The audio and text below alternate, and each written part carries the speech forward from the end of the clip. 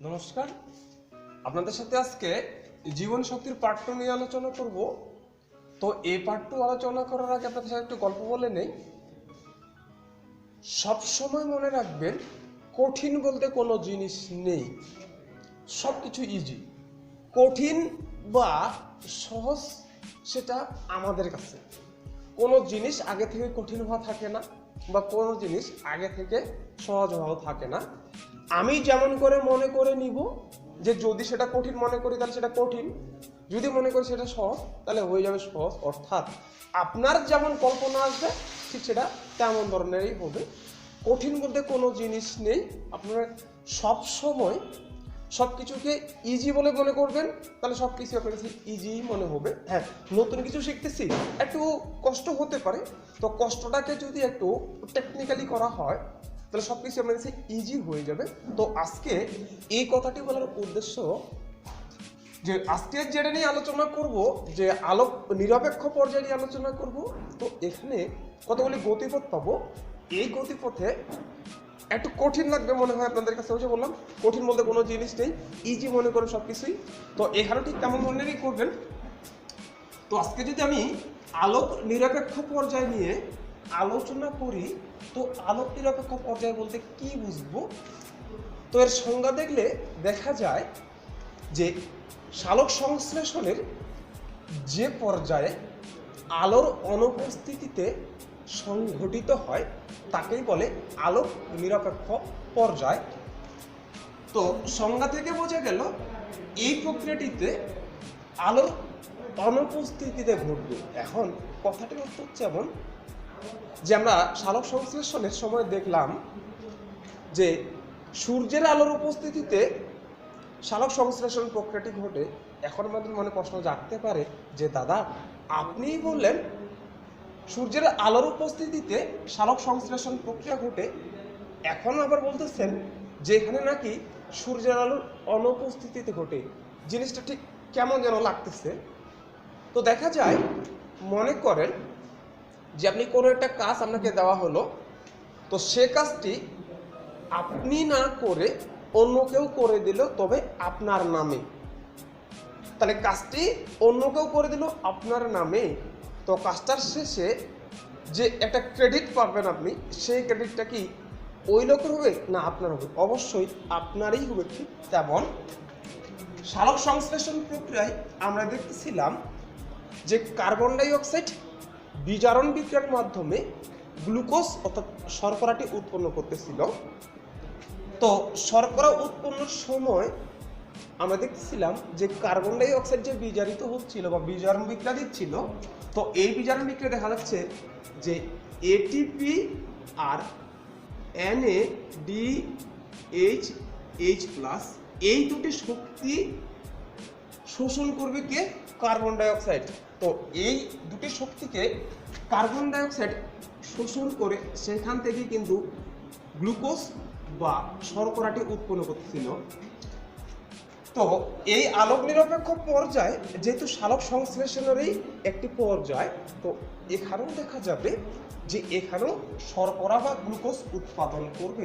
তবে আলোর অনুপস্থিতিতে কেমন করে হবে? তাহলে দেখা গেল যে আপনার কাজটি যেমন অন্যজনেই করে দিল কিন্তু ক্রেডিটটা পেলেন আপনি, ঠিক তেমন কার্বন ডাই অক্সাইড বিজারণ বিক্রিয়া দিবে, সেই বিক্রিয়ায় গ্লুকোজ উৎপাদন করবে। তাহলে দেখতেছিলাম যে এই কার্বন ডাই অক্সাইড বিজারণ বিক্রিয়া দিতে গেলে এইটি আর এই দুটি শক্তির প্রয়োজন হয়। তো এই দুটি শক্তি কোথা থেকে পায়? এই শক্তিটি পায় সূর্যের আলো থেকে, আর এই শক্তিটি পায় জল থেকে। তো সূর্যের আলোর উপস্থিতি ছাড়া এই শক্তিটি পাবে না। তাহলে দেখা যায়, তাহলে এই শক্তিটি যেহেতু সূর্যের আলোর ছাড়া পাবে না, তাহলে কার্বন ডাই অক্সাইড বিজারণ বিক্রিয়া দিবে না, আর বিজারণ বিক্রিয়া না দিলে গ্লুকোজ উৎপন্ন হবে কেমন করে? তাহলে দেখা গেল যে সূর্যের এই পর্যায়ে সূর্যের আলোর উপস্থিতি নেই, কিন্তু আমার এই এটিপির প্রয়োজন হচ্ছে। তাহলে দেখা গেল আমরা আলোক নির্ভর পর্যায়ে দিতে দেখলাম ফার্স্ট পার্টে আলোক নির্ভর পর্যায়। তো আলোক নির্ভর পর্যায়ে কিন্তু এটিপি উৎপন্ন হচ্ছিল, অর্থাৎ এডিপি আপনার এডিপি আর ইনঅর্গানিক ফসফেট মিলে কিন্তু এটিপি তৈরি হচ্ছিল। তো আলোক নির্ভর পর্যায়ে যে এটিপিগুলি উৎপন্ন হয় সেই এটিপিগুলি কিছু পরিমাণ স্থিতি থেকে যায়। যে আলোক নির্ভর পর্যায়ে যে এটিপিগুলি স্থিতি থেকে যায় আলোক নিরপেক্ষ পর্যায়ে সেই এটিপিগুলি কার্বন ডাইঅক্সাইডকে বিজারণে সহায়তা করে বলেই আলোর অনুপস্থিতিতেও উদ্ভিদ কি করতে পারে, গ্লুকোজ তৈরি করতে পারে। এবার একটু ক্লিয়ার তো হলেন যে আলোক নিরপেক্ষ পর্যায়ে কেমন করে উদ্ভিদ গ্লুকোজ তৈরি করতে পারে, অর্থাৎ আলোর অনুপস্থিতিতেও উদ্ভিদ গ্লুকোজ তৈরি করতে পারে। তো এই আলোক নিরপেক্ষ পর্যায়ে নিয়ে তিনটি চক্রের কথা বলা আছে। কেমন? যেটা ক্যালভিন চক্র বা C3 গতিপথ, একটি হচ্ছে হ্যাশ ও স্ল্যাক চক্র বা C4 গতিপথ, এটা হচ্ছে ক্রাসোলেসিয়ান অ্যাসিড বিপাক বা CAM প্রক্রিয়া। তো এই বিজ্ঞানী ক্যালভিন C3 গতিপথটি আবিষ্কার করেন বলে তার নাম অনুসারে সেটাকে ক্যালভিন চক্র বলা হয়। তো আমরা যদি এই ক্যালভিন চক্রের সম্পর্কে একটু আলোচনা করতে চাই যে ক্যালভিন চক্রটি কেমন করে হবে। তো ক্যালভিন চক্র কাকে বলবে দেখা যাবে বিজ্ঞানী ক্যালভিন কার্বন 14 নামক একটা আইসোটোপ আছে। আপনারা রসায়নের 3 অধ্যায়ে আইসোটোপ সম্পর্কে আলোচনা করছেন। তো আইসোটোপের ঠিক তেমন কার্বন 14 বলতে একটা আইসোটোপ আছে। এই কার্বন 14 আইসোটোপের সাহায্যে বিজ্ঞানী ক্যালভিন কি করেন, শৈবালের ভেতর তিনি প্রয়োগ করেন এবং প্রয়োগ করার পর তিনি একটি গতিপথের অর্থাৎ গ্লুকোজ বা শর্করা যে উৎপন্ন হয়, এই গ্লুকোজ বা শর্করা উৎপন্ন কিভাবে হয় সেটার তিনি একটা গতিপথ বা চক্র দেখতে পান। সেই চক্রটিকেই বলা হয় আমরা কি ক্যালভিন চক্র বা C3 গতিপথ। তাহলে বলতেছি যে কার্বন 14 আইসোটোপের সাহায্যে শৈবালে প্রবেশ করিয়ে যে একটি কি করা হয় শর্করা উৎপাদনের গতিপথ কি করা হয় আবিষ্কার হয়, সেই গতিপথটিকে বলা হয় ক্যালভিন চক্র বা C3 গতিপথ। এখন কথা হচ্ছে যে বিজ্ঞানীর নাম অনুসারে শর্করা উৎপাদনের তিনি সর্বপ্রথম দেখেন বলে ক্যালভিন চক্র বলা হচ্ছে, কিন্তু এটাকে C3 গতিপথ বলা হচ্ছে কেন, এই জিনিসটা যেমন কেন লাগতেছে। তো আমরা যদি একটু বলি যে C3 গতিপথ সম্পর্কে, C3 গতিপথটি 4 ধাপে সম্পন্ন হয়। তো এই 4 ধাপ সম্পর্কে যদি আলোচনা করতে চাই তাহলে C3 গতিপথটি প্রথম ধাপটি হচ্ছে কার্বন ডাইঅক্সাইড সংযোজন। তো কার্বন ডাইঅক্সাইড সংযোজনের কথা যদি বলি, মনে করেন এই একটা গাছের পাতা।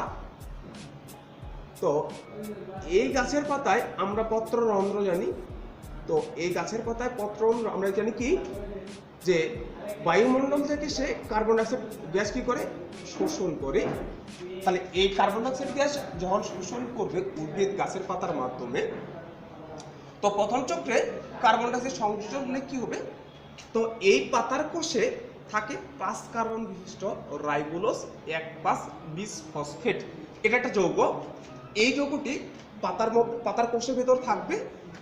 আর যখন বায়ুমণ্ডল থেকে পত্ররন্ধ্রের মাধ্যমে কার্বন ডাইঅক্সাইড ভেতরে প্রবেশ করবে তখন ওই 5 কার্বন বিশিষ্ট রাইবোলোজ 1,5-বিসফসফেট আর এই কার্বন ডাই অক্সাইডের মধ্যে একটা কি হবে বলছে একটা সংযোজন বিক্রিয়া হবে।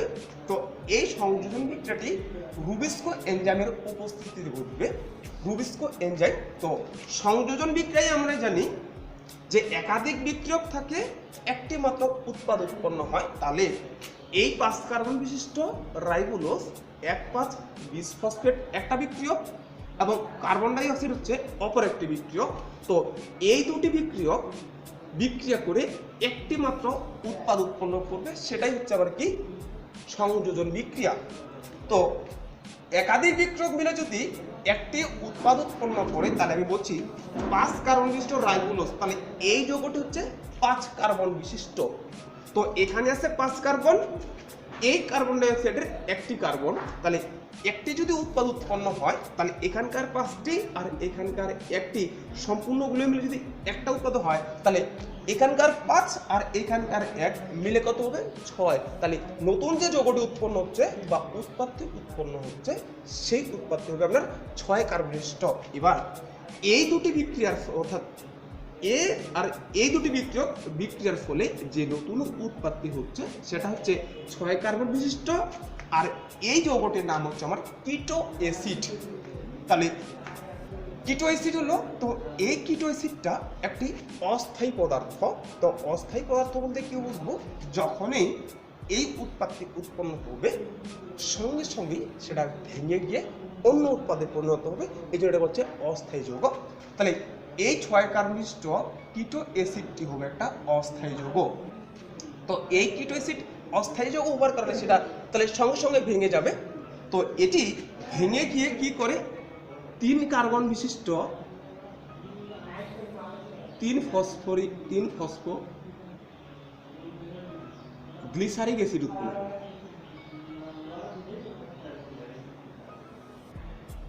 তাহলে দেখা গেল যে আপনার এই কিটো অ্যাসিডটি অস্থায়ী হওয়ার কারণে সেটা ভেঙে গেল, ভেঙে যাওয়ার পর 3 কার্বন বিশিষ্ট 3 কার্বন বিশিষ্ট 3 ফসফোগ্লিসারিক অ্যাসিড উৎপন্ন করলো। তার মানে বোঝা গেল যে এই একটি যৌগ থেকে এই যৌগটি যে উৎপন্ন হচ্ছে এটি ছিল 6 কার্বন বিশিষ্ট, এখানে উৎপন্ন হচ্ছে না 3 কার্বন বিশিষ্ট। তাহলে দেখেন 3টি কার্বন দিয়ে যদি একটা ফসফোগ্লিসারিক অ্যাসিড উৎপন্ন হয় তাহলে উপরে কার্বন ছিল কতটি 6টি, তাহলে 3টি দিয়ে যদি একটা ফসফোগ্লিসারিক অ্যাসিড উৎপন্ন হয় তাহলে আরো বাকি 3টা কার্বন থাকলো, তাহলে ওই 3টি কার্বন দিয়ে আরেকটা ফসফোগ্লিসারিক অ্যাসিড উৎপন্ন হবে। তাহলে দেখা যায় তাহলে এই যে আমার কিটো অ্যাসিডটি বিভাজিত হয়ে 3 কার্বন বিশিষ্ট 3 ফসফোগ্লিসারিক অ্যাসিড উৎপন্ন করলো। এই গ্লিসারিক অ্যাসিডটা হচ্ছে স্থায়ী পদার্থ, স্থায়ী।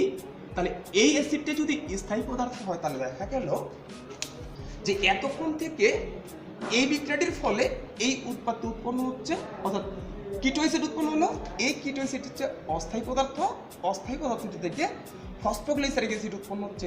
এই ফসফোগ্লিসারিক অ্যাসিডটি যেহেতু সর্বপ্রথম স্থায়ী পদার্থ, অর্থাৎ C3 গতিপথে সর্বপ্রথম যে উৎপাদগুলি উৎপন্ন হচ্ছিল এই উৎপাদগুলির মধ্যে সর্বপ্রথম স্থায়ী পদার্থটি যেহেতু 3 কার্বন বিশিষ্ট, তাই আর এটির নাম যেহেতু 3 ফসফোগ্লিসারিক অ্যাসিড, আর এই 3 ফসফোগ্লিসারিক অ্যাসিডটি 3 কার্বন বিশিষ্ট হওয়ার কারণে এবং এটি সর্বপ্রথম স্থায়ী পদার্থ হওয়ার কারণে এই চক্রটির নাম হচ্ছে C3 গতিপথ বা C3 চক্র।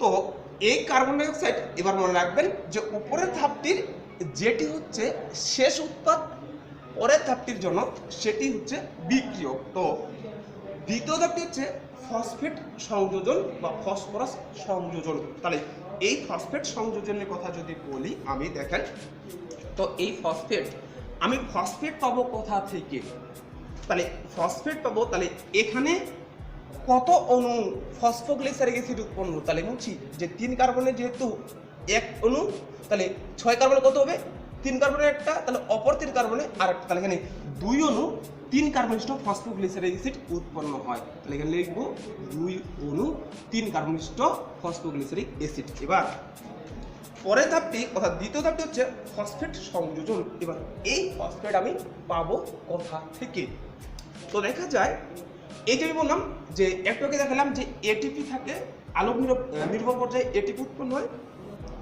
সেই এটিপি করে কি, এই এটিপি বিয়োজন বিক্রিয়া দেয়। তো বিয়োজন বিক্রিয়ার মাধ্যমে এডিপি আর ফসফেট উৎপন্ন হয়। তাহলে দেখা গেল যে এটিপি আলোর উপস্থিতিতে ভেঙে গিয়ে এডিপি আর কি হয় আপনার ফসফেট উৎপন্ন হয়। তাহলে এখানে সূর্যালো,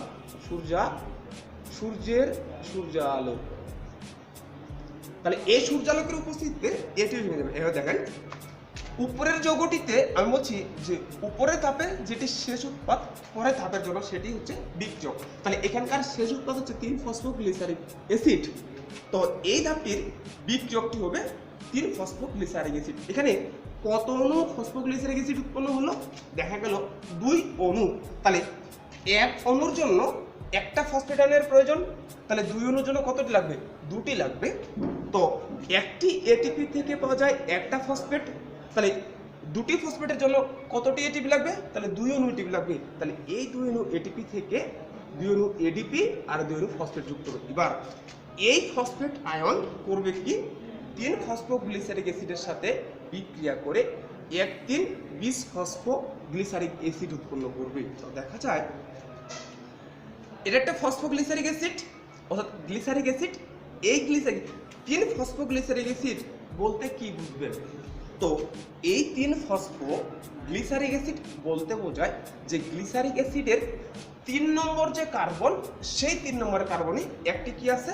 ফসফেট যুক্ত আছে বলে কি এটা বলছে 3 ফসফো। অর্থাৎ ফসফেট মূলকটি কত নম্বর কার্বনের সাথে যুক্ত আছে সেই কার্বন সংখ্যা সহ উল্লেখ করানো আছে এই যৌগটিতে। তাহলে হচ্ছে 3 ফসফোগ্লিসারিক অ্যাসিডের সাথে আবার একটা ফসফেট যুক্ত হচ্ছে। তাহলে এই ফসফেটটাতে আমি লিখছি কত?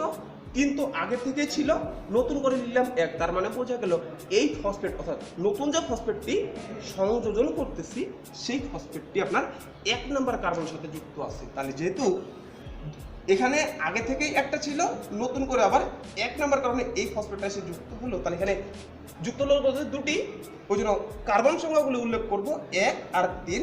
2টি ফসফেট যেহেতু এটা 2টি থাকলে ডাই বা বিশ বলা যায়, ওই জন্য হচ্ছে 1,3 বিশ ফসফোগ্লিসারিক অ্যাসিড। তাহলে বোঝা গেল এখানে যে গ্লিসারিক অ্যাসিডের 3 নম্বর কার্বনে আর 1 নম্বর কার্বনে 2টি ফসফেট মূলক যুক্ত আছে। তো এবার এই ধাপটির শেষ উৎপাদ হচ্ছে এটি, তাহলে পরের ধাপটির জন্য এটি আবার বিক্রিয়ক হিসেবে কাজ করবে। তো তৃতীয় ধাপ হচ্ছে হাইড্রোজেন সংযোজন। তো এই হাইড্রোজেন সংযোজনের কথা যদি বলি, এবার আমি এটা মুছে দিলাম। তো হাইড্রোজেন সংযোজন দিব তার সাথে 3 ফসফো 1,3 বিশ ফসফোগ্লিসারিক অ্যাসিডের সাথে। তো হাইড্রোজেন যদি সংযোজন দিতে চাই আমি, তো হাইড্রোজেন কোথা থেকে পাওয়া যাবে? যেমন দেখেন NaDH2। তাহলে এই NaDH2 থেকে আমি যদি কি করি, এখান থেকে হাইড্রোজেন পাওয়া যাবে। কেমন করে দেখেন, NaDH আর এখানে উৎপন্ন আপনার H+। তাহলে এই NaDH2 থেকে আপনার কি হবে? এই NaDH আর একটা H+ আয়ন হবে। এই H+ আয়নটি হচ্ছে আমরা হাইড্রোজেন সংযোজন।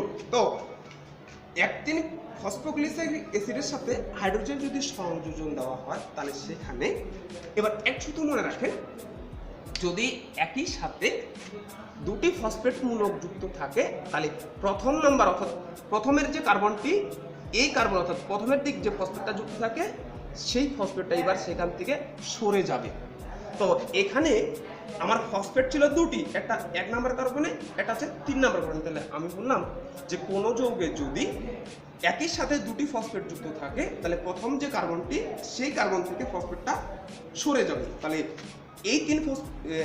এই গ্লিসারিক অ্যাসিড থেকে হাইড্রোজেন যখন তার সংযোজন করব, তখন 1 নম্বর কার্বনের যে ফসফেটটি, তাহলে প্রথম দিকের কার্বন ছিল 1 নম্বর, তো এই কার্বনের ফসফেটটা সরে যাবে। তাহলে শুধু 3 ফসফোগ্লিসারিক অ্যাসিড 3 ফসফোটা থাকি যাবে। তো এবার হাইড্রোজেন সংযোজন দিবার কারণে এবার এই অ্যাসিডটা অ্যালডিহাইড যৌগে পরিণত হবে।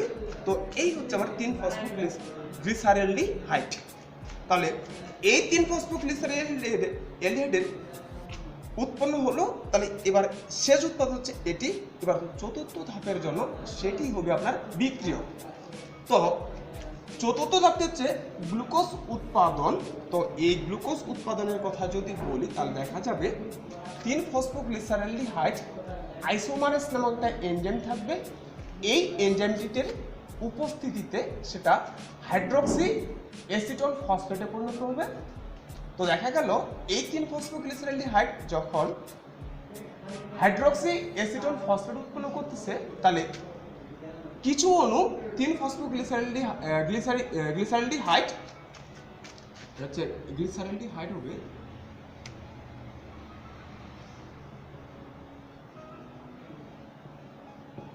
তাহলে এই 3 ফসফোগ্লিসারলডিহাইড আর এই হাইড্রক্সি অ্যাসিড বলছে অ্যাসিটন ফসফেট, এরা আবার পরস্পর বিক্রিয়ায় অংশগ্রহণ করে ফ্রুক্টোজ 1,6 ডাইফসফেট, অর্থাৎ বোঝা গেল যে এই 3-ফসফোগ্লিসারলডিহাইড আর হাইড্রক্সি অ্যাসিটোন ফসফেট পরস্পর বিক্রিয়া করে আমরা করবো কি ফ্রুক্টোজ, অর্থাৎ ফ্রুক্টোজ বলতে একটা যৌগ উৎপন্ন হবে।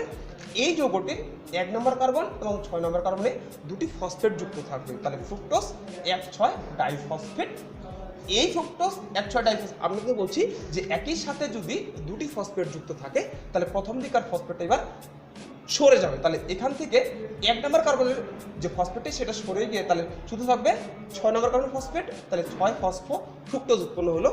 তো এই 6 ফসফো ফ্রুক্টোজ উৎপন্ন হলে সেখান থেকে এবার বিভিন্ন ধরনের রাসায়নিক বিক্রিয়ার মাধ্যমে উৎপন্ন হবে গ্লুকোজ, তাহলে এই এমন করে আপনি গ্লুকোজ পেতে পারেন। অর্থাৎ C3 গতিচক্র বা ক্যালভিন চক্রে কেমন করে আপনার গ্লুকোজ উৎপন্ন হয়, তাহলে এই ধাপগুলির মাধ্যমে সেখানে গ্লুকোজ উৎপন্ন হবে। তবে আপনাদের কি করতে হবে, মেইনত হচ্ছে এটাকে C3 গতিচক্র বলা হয় কেন সেই জিনিসটা মনে রাখতে হবে যে এই গতিচক্রের প্রথম যে স্থায়ী পদার্থটি সেই স্থায়ী পদার্থটি 3 কার্বনিষ্ট হয় বলে এটাকে C3 গতিচক্র বলা হয়।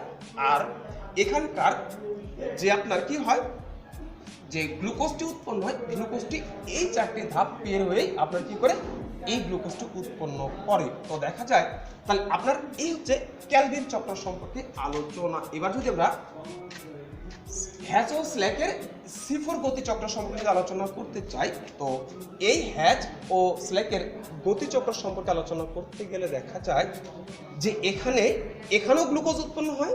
তো গ্লুকোজ উৎপন্ন হলে এখানে দেখা যাবে তাহলে এখানকার প্রথম স্থায়ী পদার্থটি যেহেতু 3 কার্বনিষ্ট তাই এটাকে C3 গতিচক্র বলা হয়। তার মানে বোঝা গেল যে এটাকে C4 চক্র বা C4 গতিচক্র বলার কারণ যেখানে মনে হয় প্রথম স্থায়ী পদার্থটি 4 কার্বনিষ্ট হবে। হ্যাঁ সেটি হবে যদি দেখি এই C4 গতিচক্রে হয় কি যে 4 কার্বন বিশিষ্ট ফসফোনাইল পাইরুভিক অ্যাসিড, এই ফসফোনাইল পাইরুভিক অ্যাসিড করে কি আপনার কার্বন ডাই অক্সাইডের সাথে একটা সংযোজন বিক্রিয়া দেয়।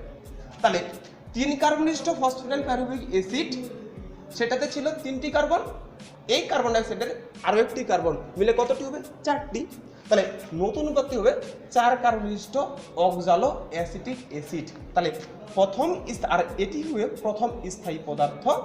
এই প্রথম স্থায়ী পদার্থ হওয়ার কারণে যেহেতু এই C4 গতিচক্রের প্রথম স্থায়ী পদার্থটি হচ্ছে আপনার 4 কার্বন বিশিষ্ট তাই এটাকে বলা হচ্ছে C4 গতিচক্র।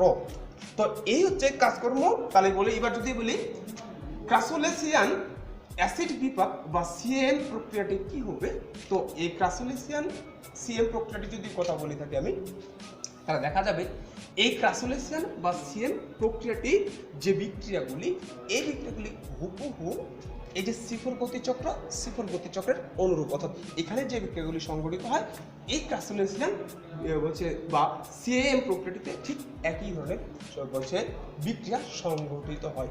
এই হচ্ছে আপনার বলছে নিরপেক্ষ পর্যায় নিয়ে আলোচনা। তো এই নিরপেক্ষ পর্যায়ে আপনার C4 গতিচক্র নিয়ে তেমন একটা পরীক্ষায় আসে না, তো মেইনত আপনার C3 গতিচক্র নিয়েই আসে।